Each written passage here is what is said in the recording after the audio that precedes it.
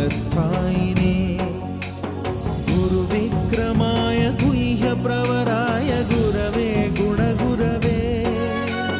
गुरुदैत्यकलक्षेत्रे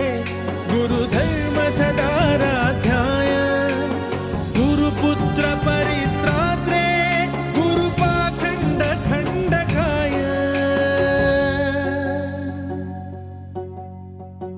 गीतसाराय गीततत्त्वाय गीतगोत्राय धीमहि